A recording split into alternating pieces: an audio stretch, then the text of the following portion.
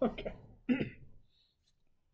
Hi, I'm Parker Miley. I'm Tim Benjamin. And this is the Rage Podcast, where today we're going to hear just probably what is going to end up being a rant from Parker Miley.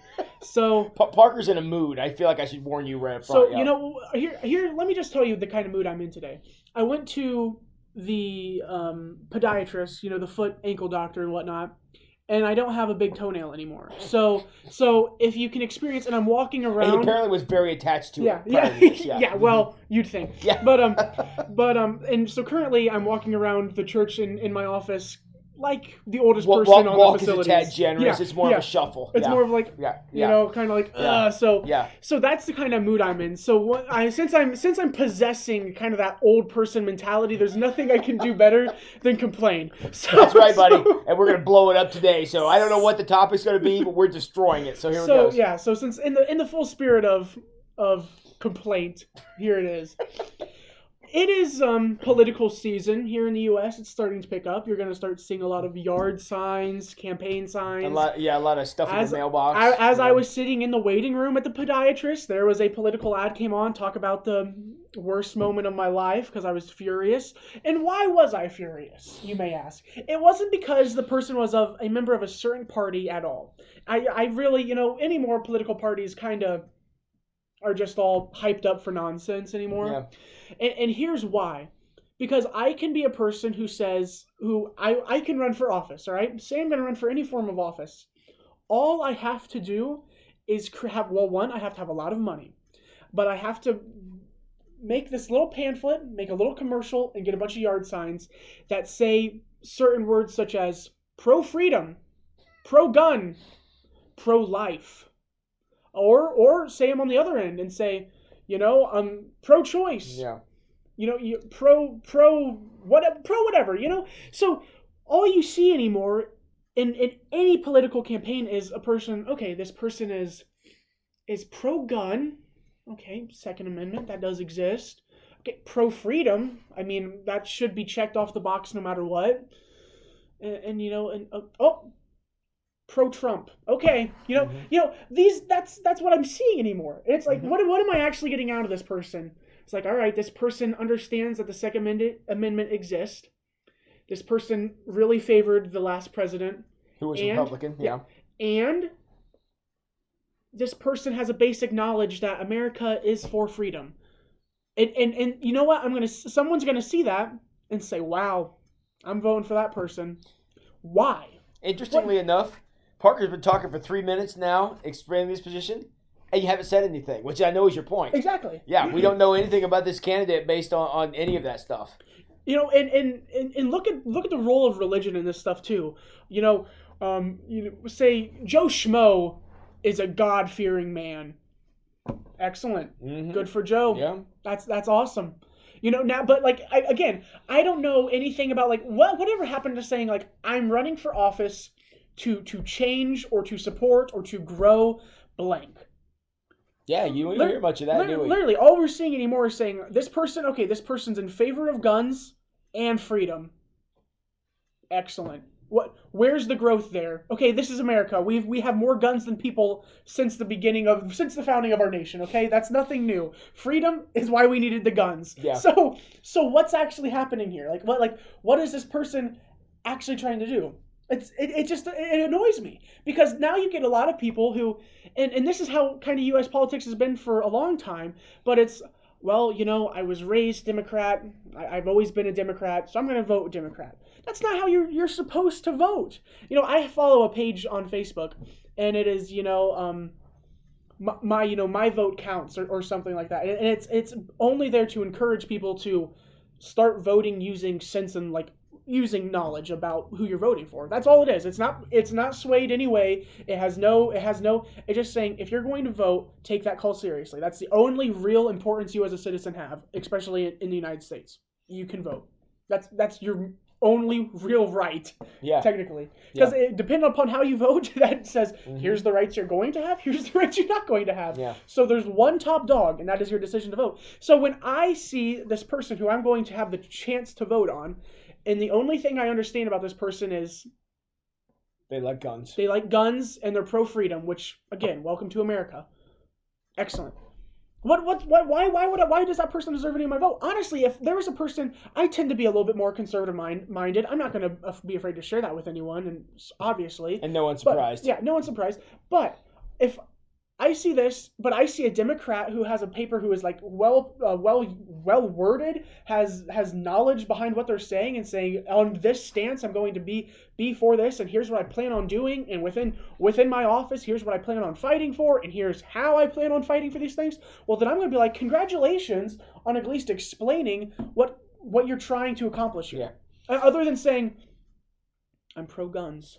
Yeah. Well, we see this a lot in politics where there's a lot of grandstanding, which is what Parker's clearly saying here. And especially out of the Republicans, we tend to get a lot of, we're either for this or we're against that, or because we're for this, we're against that, or because we're against this, we're for that. And but we don't ever do anything. Therefore, we don't ever accomplish anything. Therefore, at the end of the day, all we do is complain about how things are because we didn't do anything in the first place. And that's how we make our donations and stuff, and say, hey, I'm against this. I'm not going to do anything about it. But there it is. Again, like imagine if Tim said racism is bad. Pretty controversial. Like, it's a hot take here from the Rage Podcast. But you know what's sad? People are going to be like, yeah, excellent. Racism is bad. Yeah. Oh yeah, like racism's bad, guys. Yeah. But again, if Tim just says, I'm the pastor at Wayne Street, and I think racism's bad. What is that guy? What is Tim actually doing? What do I stand for? Like if Tim, literally 99.9% of the world agrees with me. We're so lucky, because you know where this could really be bad? If we voted on who we got as a pastor, the church would be all over that too. Oh yeah, they'd love that stuff. Oh my gosh, it'd be horrible. But be honest, like political ads and what's so sad about this is it dwindles down everything that we have to this point. Okay, let's look at the Second Amendment. If we only vote for someone who is just says pro-gun, well, then we literally belittle the Second Amendment itself. Like there's because we've already crossed that bridge. Yeah, it's like there's importance there. Yes, it's there. I mean, the Second Amendment has its value in the fact that Americans should be able to have weaponry to defend themselves against whatever it may be. Okay, and yeah, certainly there's many gray areas upon that statement. But again, it's there. It was a core principle in the founding of the United States. Okay? Yeah, and people who are responsible and homeowners, they should be able to. But if the only thing is saying, I want a job where I get paid from taxpayers, so I'm going to say I'm pro Second Amendment. But have nothing to do to either, but not say anything about how they're going to seek change in cause, okay? Because obviously, in the United States, there's two parties, right? And one of them's very pro-gun, one of them's very not so pro-gun, okay? So obviously, what I want to know out of this candidate is saying, what are you going to do to making sure my freedom still exists? Yeah, and what does your views on the Second Amendment have to do with a range of other issues? Yeah, that's an important one, but that's just one. Okay, because when you say things like pro-gun, what am I getting out of that? This person likes guns. Yeah, read the Bill of Rights. Yeah. Wow. Yeah. Pro-freedom. Excellent. I mean, like, what am I getting out of that to understand what are you actually going to try to do for me? Because, all right, let's look at positions. There's a difference in positions here. Look at Pastor Tim. Look at your police officers. Look at firefighters. Look at your city councilmen. Look at people like that. All of those people are in the positions of helping. They're supposed to help other people. Social workers. In a sense, all right? They're civil workers, anything like that. Those people are here to literally help you, help guide you in certain directions and everything like that. So when I'm wanting a person who's going to be the help and guiding in behind my life and making sure, my country, my state, my church, or whatever is going to stay on the right path, I'm going to want to understand what that person's actually going to do, rather than saying, I'm pro-gun. Listen to you talk. I think the reason for this is because we want to get every standard of everything down to a bumper sticker. Exactly. Down to 160 Twitter characters, or 140 or whatever the number is. But I think by doing that, we make everything so simple that it's meaningless. We're idiot. It makes we've made ourselves dumber. Dumber. Yeah, I know that's where you're going. I mean that's truly where we're at. Like we've boiled down like so much. You see it all the time in politics, but it's also in very many other places. To where I only make a decision or I only stand with a person based upon the kind of what they say they stand for. Mm-hmm. Okay, because look, if Tim was the pastor, and obviously he has, I'm sure, a bio. Actually, no, Pastor Tim has 0 bios of himself. He has zero information you can find about him. Because if you ask me, I stalked this guy like crazy before he came to our church. I couldn't find a thing other than a picture. I'm an international man of mystery. What can I say? He has one picture on the internet, and it's him wearing a red polo, and I know that because it was the only picture I could show to the confirmation class. All right? Yeah. So yes, it is the only, but many other pastors, many other normal pastors have some form of pastors tend to like shameless self-promotion. I try to stay away from that. Yeah. So yeah. But like they'll say like, here's where, here's how I came to the faith, here's what, and all these things, and why I decided to act upon the call God placed in my life. And those are all things are good. But I was looking at a couple pastors actually lately, and obviously in the US, social and racial justice are still big things, and very bold language in the current state of our country. And and one pastor just says, I'm for social and racial justice. Well, excellent. But again, what does that mean? Yeah, Christianity is all about justice, right? We serve a just God. So it's but what also happens is well, what about everyone else? Mm-hmm. Say someone's like, I'm here to fight for this. Well, what about everything else that you're supposed to be fighting for? I hear from Tim say all the time, like, I'm not going to talk about a subject like that until no one, no children goes to sleep hungry tonight, right? Mm-hmm. And again, valid point. But then again, like what he means when he says that is saying there's a lot of other things we're supposed to be fighting for rather than just this one thing. Yeah, and this can become dangerous. We saw actually what he's talking about. We saw an excellent example of this. Now I didn't personally see it, and I know Parker didn't either, but we saw it in reruns at the Oscars the other night. That show that nobody watched, where somebody slapped somebody, I think, at the Oscars. But one of the things that I struggle to use the word comedians, but I think that's the one I have to use. Of those 3 hosts that they have, one of the jokes they made early on was about this bill in Florida. Yeah. About how you can't. Oh my goodness. You're not allowed to talk to kindergarten through 3rd graders about gender identity and sexual orientation. Honestly, how could anyone be against that? But what they've done is they told everybody it's the Don't Say Gay bill, and now everybody's like going around saying gay all the time. And the problem with that is that that's not what the bill says. So when you try to get your thing down to a bumper sticker, you better be careful, because if you're wrong, you look like an idiot. Because now you had those 3 people who, again, are chanting gay for no reason now. Who just said gay, and just gay, and I was like, well. In a bill that has nothing to do with that. It doesn't say gay once. Yeah. It really doesn't have anything to do with it. And that's the danger of getting your whole platform down to one thing, because if it's wrong, you look like the biggest idiot around. Yeah, because now if you're saying, like, now that this bill exists, and now you have half the population, probably more than half the population, who think that's what it is, who now recognize it as the Don't Say Gay bill when it has nothing to do with being with anything gay. About that. But why? Why did that happen? Because we consumed our entire minds and way of thinking and saying, I want just one word and I want to move on. Yeah. I don't care about anything else. Yeah. Give me the one word and I'm going to go. Yeah. And any of you who want to, and I don't want to get too far off on this, but any of you who want to read more about this bill in Florida, I wrote my newspaper article this week on that. I will put a link in the description if you want to go over and read that. Talking about the specifics of the bill, and I know that's not what we're talking about. No, but it's fine. The specifics of the bill to help you understand why what they're saying is completely wrong. That's like me trying to give a sermon and all I say is Jesus. Yeah, that's exactly right. Okay. No. Buddha. Yeah, Buddha. Yeah, because he's usually not mentioned around here all that often. Yeah, Buddha. Yeah. Again, like, you'd think I'm having a stroke. Okay? So that's a big problem in our society right now is the one-word lingo. It's annoying. Get away from it. Take a position that means something. A position that can be understood, though. Don't say, I'm pro-gun. Yeah. But, again, what does that mean? Like, what are you actually trying to do here? Take a stance. Yeah, being pro-gun could be, I support the Second Amendment, or it could be, I'm going to walk around handing guns to everybody. Here you go, 6-year-old, have this pistol. Yeah. There you go. So what does that mean?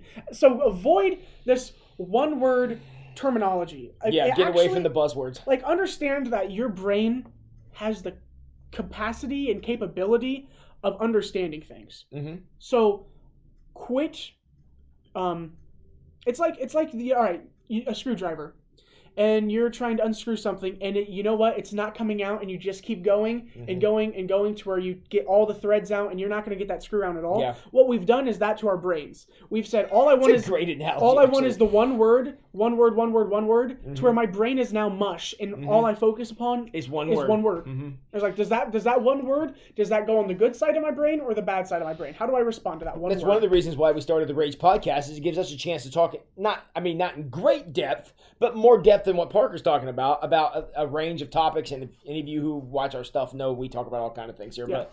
But and that's because we want you to think about them. And we think about them. We talk about them, and we have some things going on, and talk through some of these issues so that we can talk about them here. And you know what? There's times that he and I don't agree. And there's times that we take a topic and we may not be at the same place on it. But in the discussion, which is more than just, like Parker says, what you fit on a bumper sticker, we learn. Parker's changed my mind about lots of things. And that's because I listen and we actually talk and say things. We don't just use buzzwords and fancy slogans and that kind of stuff. It's not like when I was talking to Tim about even getting a job here, it's not like I was like, Jesus is cool. Yeah. Because he wouldn't have been hired, by the way. Yeah. Like that's not what happens in life. That's the starting point, but we're gonna need a little more than that. Yeah, like. Well, and I got a good thing on this. I'm reading scholarship applications right now, and I'm reading. When I tell you, you want to make your brain go numb, read 50 scholarship applications. But working through the ministerial association, and it's amazingly easy to tell the people who really gave some thought to this, to the application, and people who just wrote something down to check it off the box.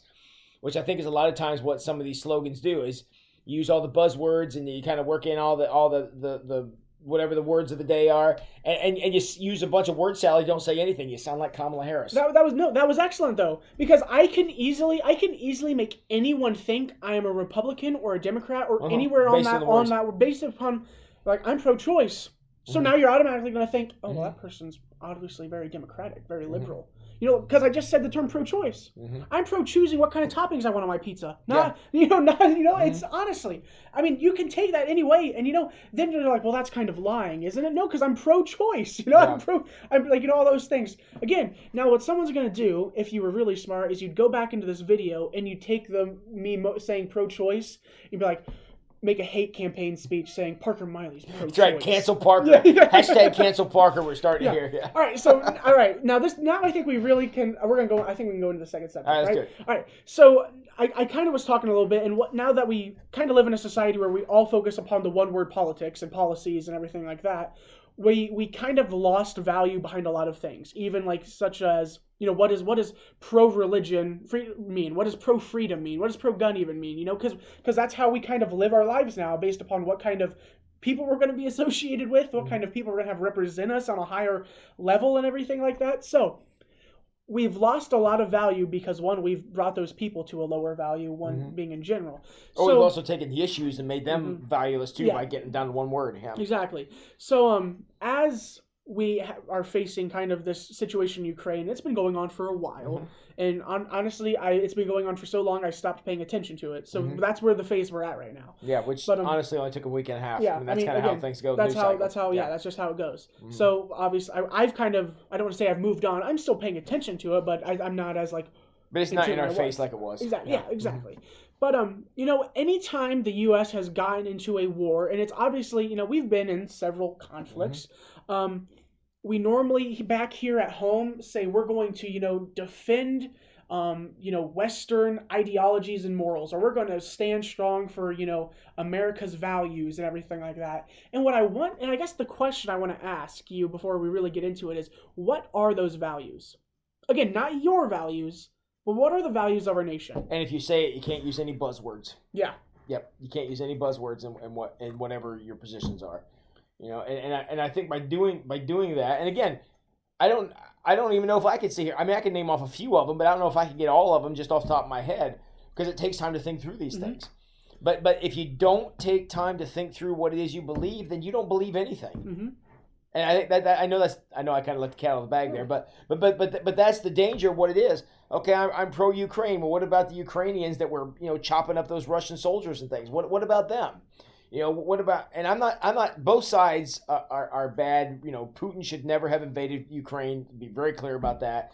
But the Ukrainians have done some pretty nasty things down through the years that's too. what's so annoying to me too, because no one really understands that Ukraine's not that very good of a country. All right, very crooked government. I mean, like very, very crooked form of government on how all of their elected officials got through. Which is why they're not in NATO. Ukraine also treated Russia very poorly on how it controls a lot of the ports too. Yeah. So like, first of all, and let me just say this: none of this is to belittle the suffering of the regular people in Ukraine, which is despicable and horrible. What we have to realize is what we're talking about is if anyone understood what was actually going on. Okay, yes, Russia invading any country like that with force like that, never a good thing. Never a good thing at all. That. However, we can't now. It's saying, well, Ukraine must have been just the poor innocent country that it was, and it's probably not true. It's not really true at all. Look at any country, and really, there's a lot of people who would like to do the same thing to the U.S. Sure. And are we just going to say, there's a lot of people who want the U.S. to go do that to a bunch of other people? Are we just going to say, oh well, the U.S. was perfect. We never done anything wrong.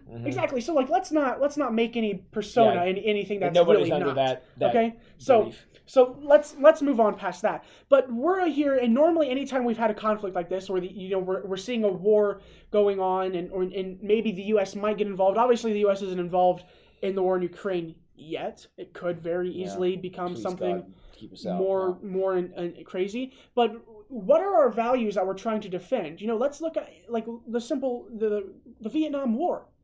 Everyone was saying, well, we're going to go over there, and we're going to stop communism, and we're going to have the Western values go over there, and you know what? We're going to make their people's lives so much better. What this really was from the beginning of time was what is known as white man's burden. Do you know what, Tim? You know what that is?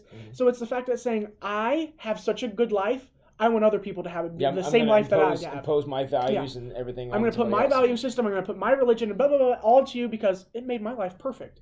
All right, that's white man's burden. That's how a lot of those things happen. That's why Great Britain invaded majority of the world. That's what So in fact, that was one of the explanations for slavery, even. Which is again despicable. Yes. So it wasn't a good thing. But again, we were back home saying we have the best values in the world and everything like that. Let's look at it anymore. What are our values? What are we actually trying to defend? Okay, because the leader of our country, the dominating party right now, or group of people that are controlling our nation, look at their values. And I'm saying this obviously as people who are Christians, and obviously we should have a belief in a certain code of ethics and morals and everything. And that's the exact point we're making. Yeah. But right now we're under the authority of a person who doesn't have the same beliefs as a person who's we would see very immoral actually on the things that they allow, on the things that they will allow to happen in our schools to children and everything like that. Yeah, and beyond. Be specific, Biden has come out many times being pro-choice. That's I'm sorry, murdering babies. That's what that is. He's talked about pumping kids with hormones and gender transitions and things like that. Look, my heart goes out to people who struggle with those issues, but I don't know that we're helping them by trying to affirm it. There's no other belief system like that gets better if you just feed into it. And I don't know that I would want those kind of values. I don't want those kind of values here, and I certainly wouldn't want to go out and in the name of those values go impose them on somebody else. So obviously when we're talking about the kind of the war that's going on in Ukraine and anything if you talk about protecting people, feeding children, giving humanitarian aid, those values, no doubt, yes, as absolutely. much as possible. However, let's look at our own nation's values before we say we want to go bring them over to Ukraine. Because honest to God, I bet Ukraine has a better stance on many things that the U.S. has. Yeah, and some of these things. We're looking at the plank in their eye, or the speck in their eye, and missing the plank in our own. Very well said. I mean, that's the way Jesus explained it, and I really think when we get down to kind of taking this full circle with the bumper sticker, boil it down to one sentence or one word stuff, that glosses over too many details that we're like, I want to ask a few questions here and make sure I understand this. And nobody wants to have those conversations. Therefore, we all say, go America, but we don't know what that even means anymore. What is go America? Like the pride of one's nation, like again, American pride was big. Look, Tim, you were around during 9/11. Absolutely. You saw Huge. how it changed There's a flag the world. on every pole in the world. Exactly. Yeah. But And people knew what we stood for, right? Mhm. People knew. Here's what We, here's what American that was as values are. united as we've been in my lifetime in the days and Okay. weeks and months after that. And obviously, I'm growing up. I grew up in the generation after 9/11. I wasn't born even yet, but we're growing up after then. We're taught in history about how it changed America, and national unity was at its highest peak then. And the reason that was is because people could articulate it. We're not going to let people come over here and crash airplanes into our buildings, period. There wasn't really anything to explain. It was as simple as that. We're going to defend our country, our fellow country people, and now we want to go and instill values in people, and I don't know that we can articulate what those are anymore. And they're not values. They're just. yeah, I mean, it's you they're can't beliefs say that we don't all accept. Yeah. It's just we're in a very odd time in the world. Yes, we are. That's the truth. Again, I'm not one to scream the horses are coming, of the redcoats are coming, of the end times. However, it's just I just don't know where we're going. I feel like I am on a train and I have no clue where the destination is. Yeah, because I'm not sure that everybody is on the train thinking they're going the same direction. Yeah. I think the destination some people think we're going for it is different, because I'll tell you, there is not a definition that kills babies and compromises children that I'm ever going to be okay going to.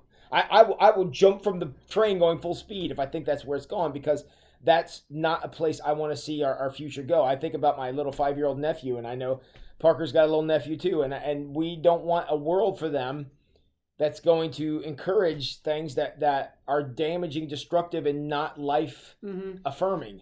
And that's tough. And that's not to say we have to hate anybody or fight about it, but we at least need to come to some kind of understanding what that looks like, and we're not going to be able to do that if we're just shouting slogans at each other.